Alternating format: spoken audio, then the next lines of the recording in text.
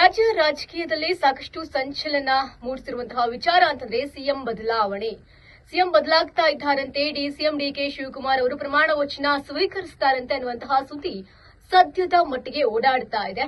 ಆದ್ರೆ ಒಂದಷ್ಟು ದಿನಗಳಿಂದ ಡಿಸಿಎಂ ಡಿಕೆ ಶಿವಕುಮಾರ್ ಅವರು ಕೂಡ ವರಿಷ್ಠರನ್ನ ಮೀಟ್ ಮಾಡ್ಕೊಂಡು ಬರ್ತಾ ಇದ್ದಾರೆ.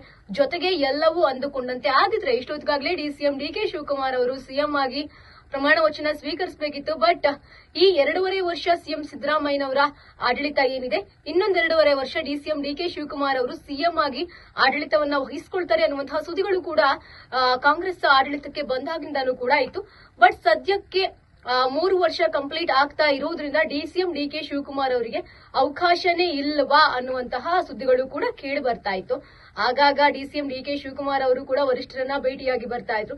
ಸೊ ಸದ್ಯಕ್ಕೆ ಡಿಸಿಎಂ ಡಿಕೆ ಶಿವಕುಮಾರ್ ಅವರು ಸಿಎಂ ಆಗಿ ಪ್ರಮಾಣ ವಚನ ಸ್ವೀಕರಿಸುತ್ತಾರೆ ಅನ್ನುವಂತಹ ಸುದ್ದಿಗಳು ಕೂಡ ಓಡಾಡ್ತಾ ಇದೆ. ಸಿಎಂ ಆಗ್ತಾರೆ ಅಂತ ಕೂಡ ಹೇಳಲಾಗ್ತಾ ಇದೆ. ಇದೇ ಶುಕ್ರವಾರ ಅವರು ಸಿಎಂ ಆಗಿ ಪ್ರಮಾಣ ವಚನ ಸ್ವೀಕರಿಸ್ತಾ ಇದ್ದಾರೆ, ಸಿಎಂ ಗಾದಿಯನ್ನ ಹಿಡಿತಾರೆ ಅನ್ನುವಂತಹ ವಿಚಾರಗಳು ಕೂಡ ಸದ್ಯಕ್ಕೆ ಓಡಾಡ್ತಾ ಇದೆ. ಅವರೇ ಸಿಎಂ ಆಗ್ತಾರೆ ಅಂತ ಈಗಾಗಲೇ ವರಿಷ್ಠರನ್ನ ಭೇಟಿಯಾಗಿ ಬಂದಿದ್ದಾರೆ. ಜೊತೆಗೆ ಇನ್ನೂ ಕೂಡ ಅವರು ದೆಹಲಿಯಲ್ಲೇ ಬೀಡು ಬಿಟ್ಟಿರೋದು ನಮ್ಮ ಎಲ್ರಿಗೂ ಕೂಡ ಕುತೂಹಲಕ್ಕೆ ಕಾರಣವಾಗ್ತಿದೆ. ನಿಜಕ್ಕೂ ಕೂಡ ಡಿಸಿಎಂ ಡಿಕೆ ಶಿವಕುಮಾರ್ ಅವರು ಸಿಎಂ ಆಗ್ತಾರಾ? ಕಾದ್ ನೋಡ್ಬೇಕಾಗಿದೆ.